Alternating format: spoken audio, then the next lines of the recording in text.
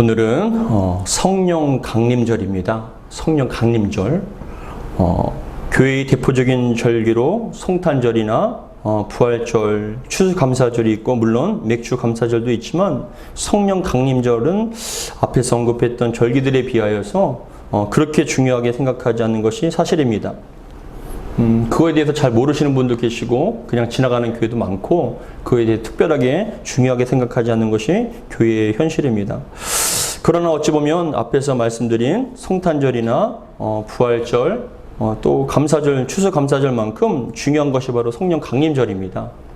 왜냐하면 성령 강림절이야말로 그리스도인들에게 성령님의 임재하심과 내주하심이 본격적으로 시작된 기념비적인 절기가 바로 성령 강림절기이기 때문에 그렇습니다.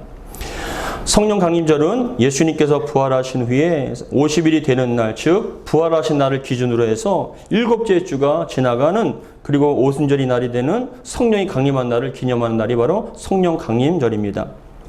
예수님께서 부활하신 후 40일 동안 이 땅에 머무시면서 하나님의 나라와 되어질 일들에 대해서 좀 더 확실하게 말씀을 하신 후에 제자들이 보는 앞에서 하늘로 승천하러 올라가셨습니다. 올라가시기 전에 예수님께서는 제자들에게 뭐라고 말씀하셨냐면은 너희는 예루살렘을 떠나지 말고 내가 약속한 성령님이 오실 때까지 함께 모여서 기도하라. 그리고 기도하리라고 말씀을 하셨습니다. 이어서 하신 말씀이 오직 성령이 너희에게 임하시면 너희가 권능을 받고 예루살렘과 온 유대와 사마리아와 땅끝까지 이르러 내 증인이 되리라 라고 말씀을 하셨습니다. 이렇게 말씀하신 것은 성령께서 오셔야만 우리의 성도들이 증인된 삶을 살고 하나님 보시기에 합당한 삶을 살 수 있기 때문에 그렇게 성령님을 기다리라고 부탁하셨습니다. 이후에 베드로를 비롯하여서 제자들이 또한 성도들이 함께 모여서 마가다 락방에서 며칠을 쉬지 않고 밤낮으로 성령님의 임재를 놓고 간절한 마음으로 기도하였습니다. 마침내 오순절이 되어서 모여있던 120명의 제자들과 성도들에게 성령님께서 불과 같이 강한 바람과 같이 임하게 되었습니다. 우리 사도행전 2장 1절로부터 4절까지 같이 읽겠습니다. 시작.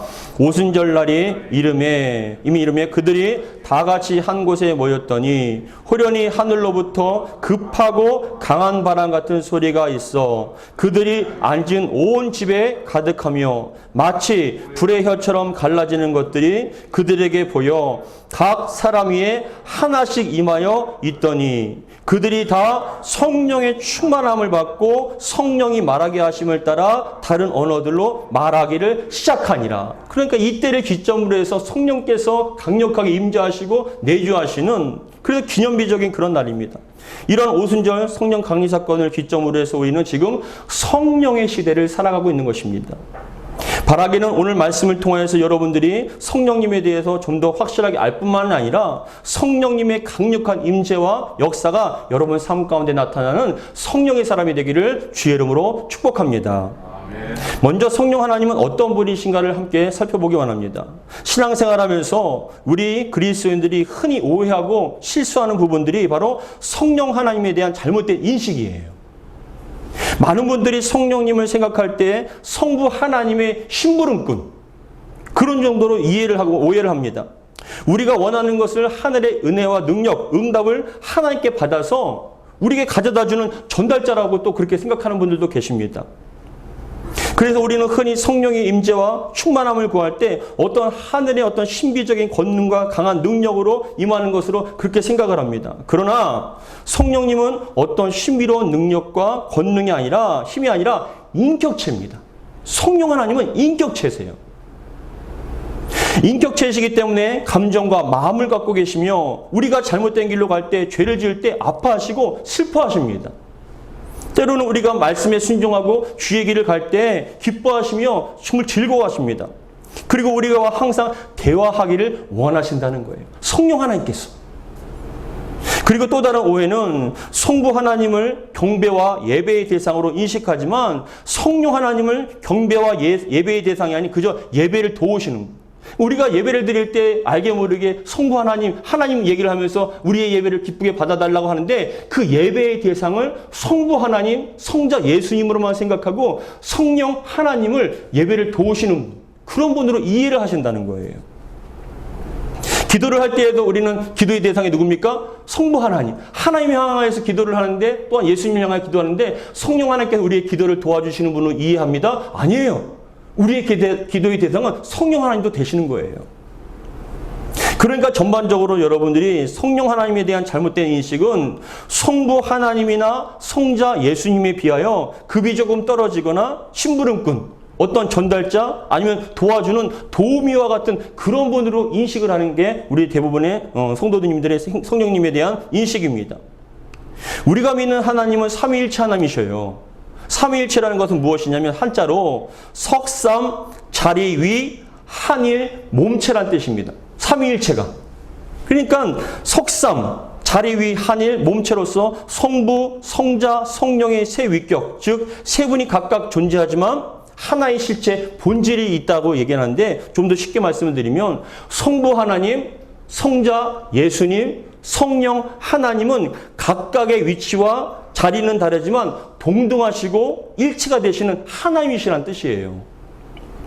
세상을 창조하실 때 삼위일체 하나님께서 세상을 창조하시고 첫 인간인 아담을 창조하실 때 우리의 형상을 따라라고 말씀하십니다. 우리의 형상을 따라. 우리 창세기 1장 26절 같이 읽겠습니다. 시작. 하나님이 이르시되 우리의 형상을 따라 우리의 모양대로 우리가 사람을 만들고 그들로 바다의 물고기와 하늘의 새와 각 축과 온 땅과 땅에 기는 모든 것을 다스리게 하자 하시고라고 말씀합니다. 하나님이 뭐라고요? 우리의 형상. 단수가 아니잖아요. 복수입니다. 삼위일체 하나님입니다. 성부 하나님, 성자 예수님, 성령 하나님, 우리의 형상을 따라. 그런데 여기서 보면 하나님이라는 이 단어를 보시면 여러분들이 하나님 도와주세요라고 얘기합니다. 근데 이 하나님이란 히브리어가 엘로힘이라는 단어인데 하나님을 향해서 엘로힘이라는 단어인데 이 엘로힘 단어 자체가 단수가 아니라 복수예요. 그러니까 여러분들은 그냥 하나님 할 때 단수로 생각하지만 그 엘로힘이라는 단어 자체에 복수가 의미가 있는 거예요. 복수형입니다. 성부 하나님, 성자 예수님, 성령 하나님, 복수 대신 하나님, 삼위일체의 하나님을 우리는 인식을 해야 합니다. 그러니까 우리는 하나님 도와주세요 했을 때 그냥 성부 하나님 아니면 어떤 때는 성자 예수님을 생각하지만 아니요. 우리는 알게 모르게 다 삼위일체이신 하나님을 우리는 부르고 기도하는 겁니다. 그리고 여러분들이 우리가 함께 살펴봐야 할 것은 성령 하나님에 대한 호칭입니다. 예배의 대상이 되신 성령 하나님. 성부 하나님만 예배를 받으시는 것이 아니라 성자 예수님만 받으시는 것이 아니라 성령 하나님도 우리의 예배를 받으시고 우리의 기도의 대상이 되시는데 근데 성경에 보면 성령 하나님에 대해서 많은 호칭들이 있습니다. 때로는 성령, 예수의 영, 하나님의 영, 보혜사 성령 또는 진리의 성령님이라고 그렇게 호칭을 하는데 왜 그러냐면 성령께서 갖고 계신 본질과 사역에 연관되기 때문에 이러한 호칭을 하는 겁니다. 간단하게 몇 가지를 살펴보면 먼저 진리의 성령님이라고 그렇게 얘기를 합니다. 진리의 성령님. 우리 요한복음 16장 13절 같이 읽겠습니다. 시작. 그러나 진리의 성령이 오시면 그가 너희를 모든 진리 가운데로 인도하시리니 그가 스스로 말하지 않고 오직 들은 것을 말하며 장래일을 너희에게 알리시리라. 진리의 성령이란 뜻은 무엇이냐면 진리란 건 뭐냐면 거짓과 오류가 없고 변함이 없다는 뜻이에요. 완전하다는 뜻입니다. 성령께서는 진리세요. 그 자체가 진리세요. 완전하시고 오류가 없으시고 어떠한 부족함이 없으시면 진리의 성령님이시란 겁니다. 그래서 진리의 성령님께서 우리와 함께 하시면 악한 영, 어둠의 영, 미혹의 영들을 우리를 갖다가 건져주시는 거예요. 왜요? 진리로 인도해 주시는 것이죠.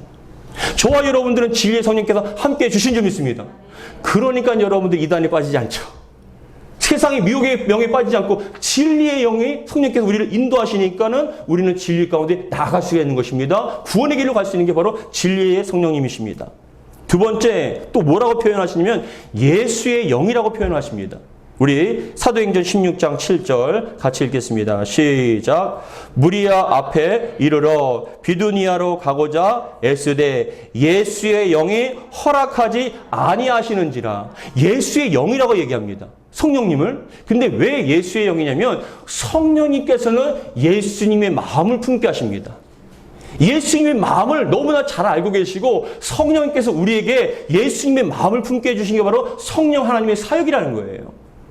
그런데 더 중요한 것은 예수님께서 가장 큰 사역이 뭐냐면 가르치시고 전파하시고 치유하시는 사역이에요. 이 땅에서 하셨을 사역이에요. 근데 예수의 영이 임하시면 그 성령께서 역사하시면 우리가 가르치고 전파하고 치유하게 하십니다. 예수의 이름으로 명하노니 치유받을지어다. 고침받을지어다. 성령께서 우리에게 예수님께서 행하셨던 일을 행하게 하시기 때문에 예수의 영이다라고 표현을 하십니다.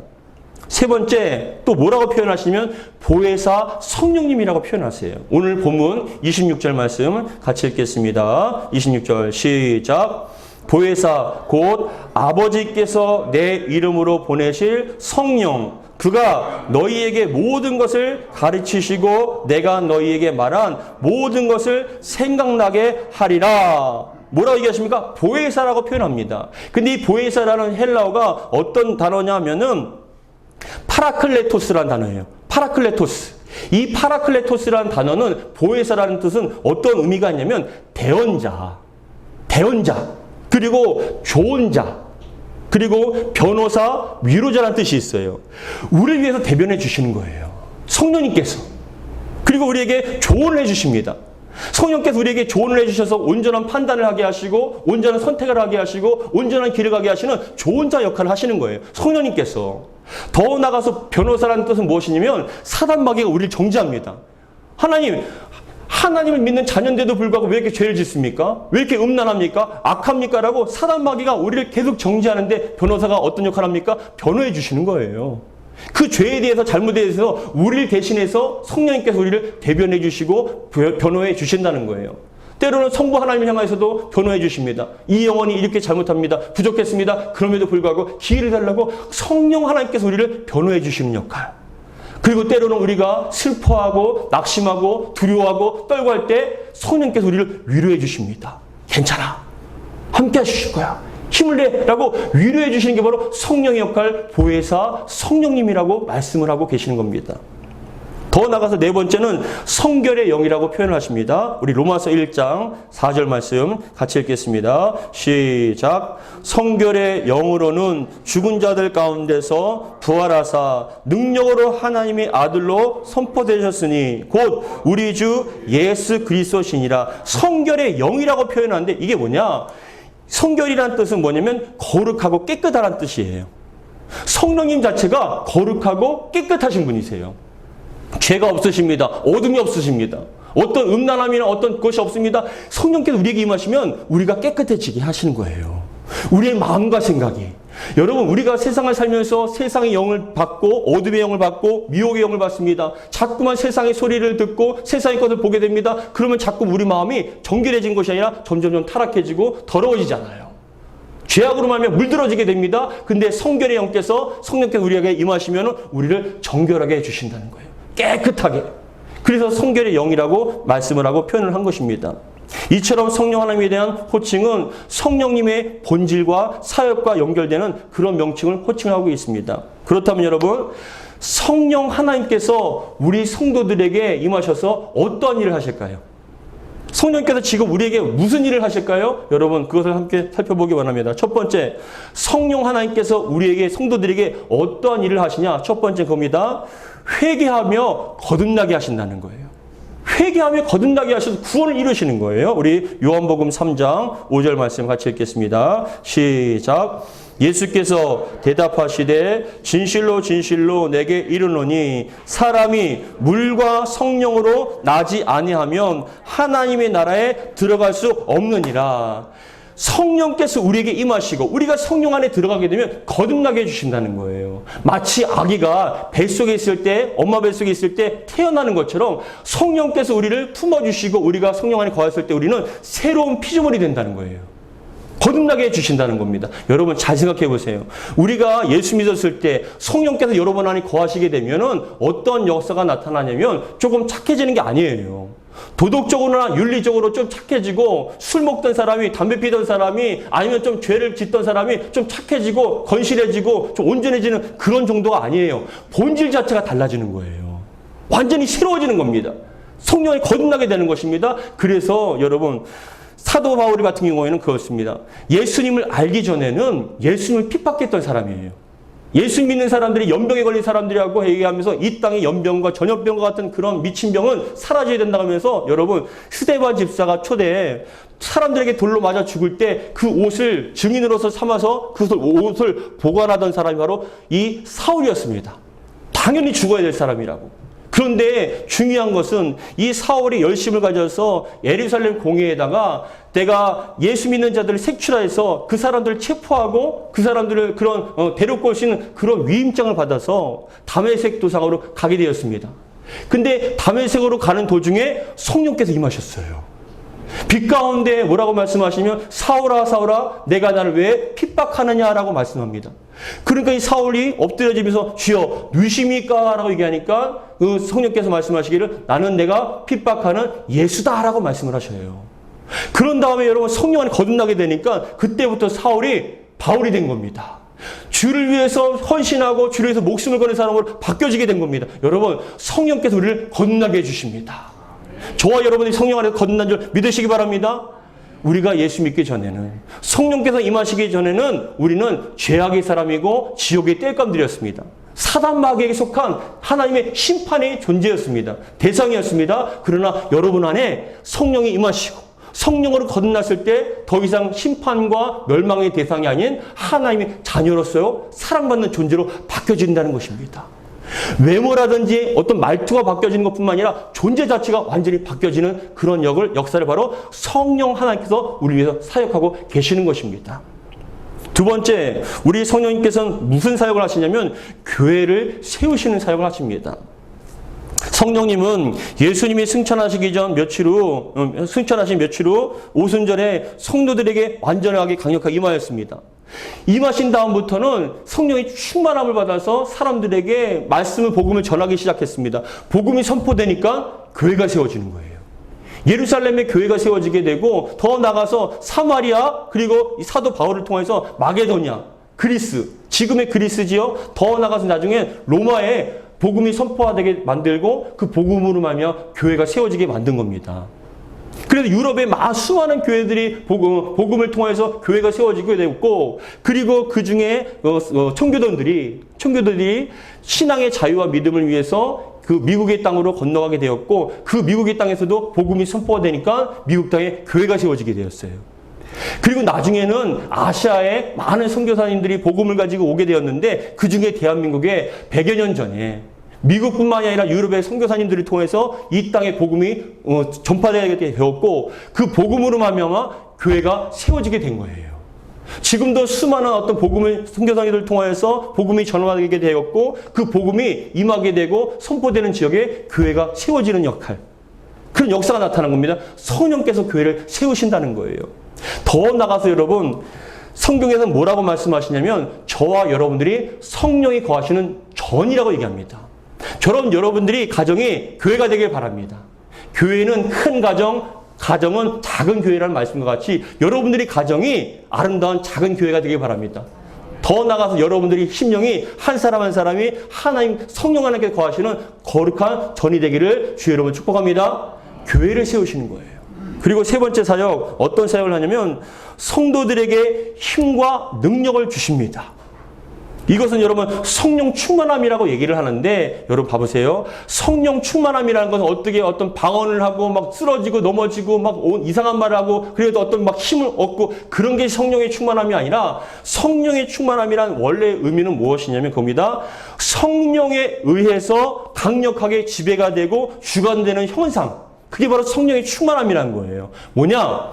여러분들이 성령의 충만함을 받기 전에는 여러분들의 생각대로, 여러분들이 힘과 능력과 의지대로 삶을 살아갔다는 거예요. 근데 예배를 통하여서, 말씀과 기도를 통해서, 찬양을 통해서 성령의 충만함을 받으면 여러분들이 생각을 누가 주관합니까? 성령께서 주관하시는 거예요.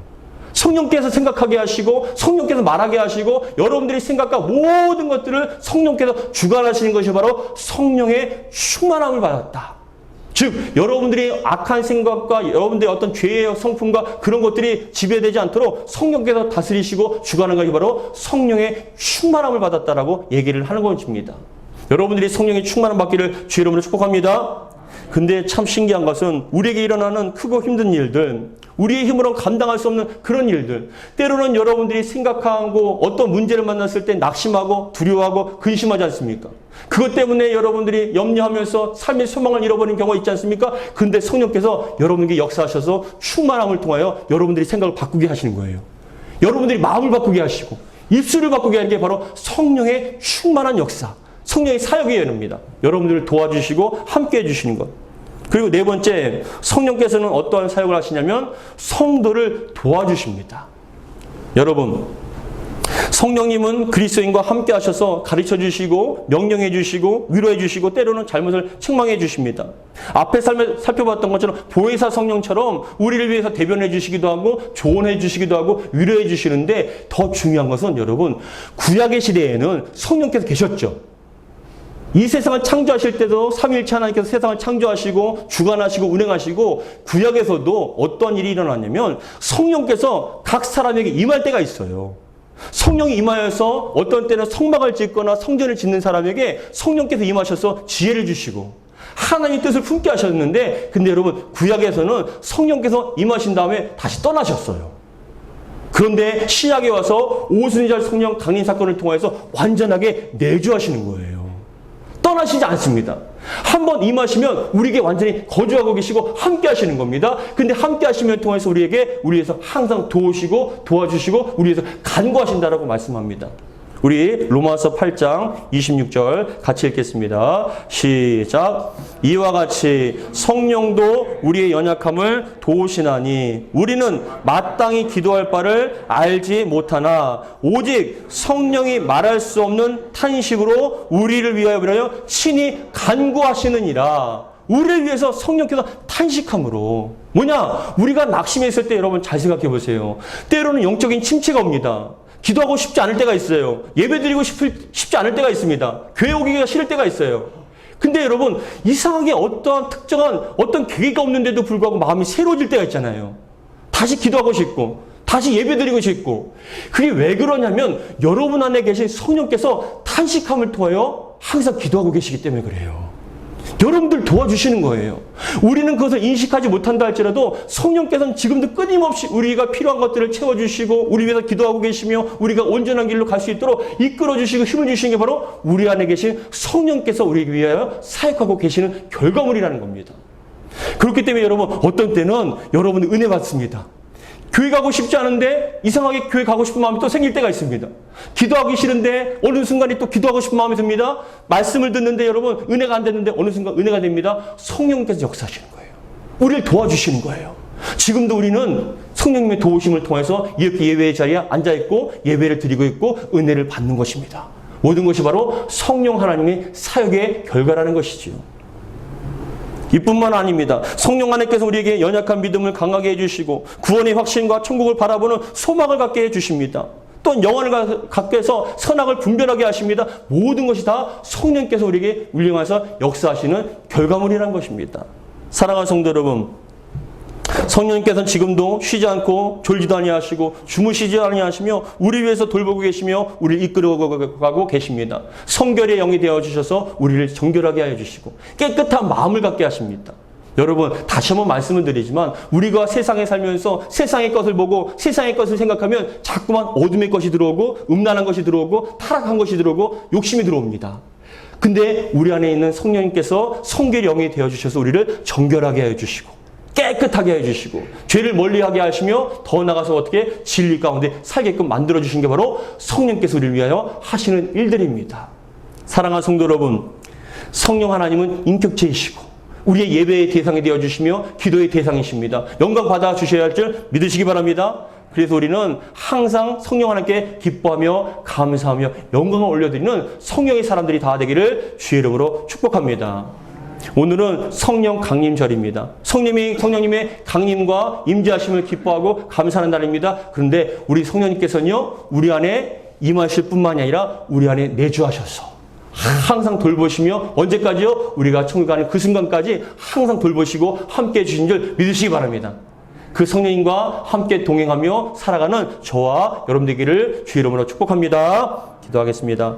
하나님 아버지 감사드립니다. 오늘은 특별히 성령 강림 주일을 맞이해서 성령님에 대하여 한번 살펴봤습니다. 우리 성령 하나님께서는 우리를 도와주시고 우리를 위로해 주시고 우리를 지켜주신 것뿐만이 아니라 우리의 참된 예배의 대상과 기도의 대상이신 존귀하신 하나님을 잊지 않게 도와주시옵소서. 우리 안에 거하시며 우리 위해서 기도하시는 하나님, 성령님, 우리 위해서 탄식하시며 우리에게 도와주시고 성결하게 해주시는 성령님, 우리를 진리 가운데 인도하시며 미혹의 영과 어둠의 영과 악한 영들로부터 지켜주시는 성령 하나님, 우리 사랑하는 성도들에게 한 사람 한 사람이 임하여 주시고 내주하고 계신 줄 믿습니다.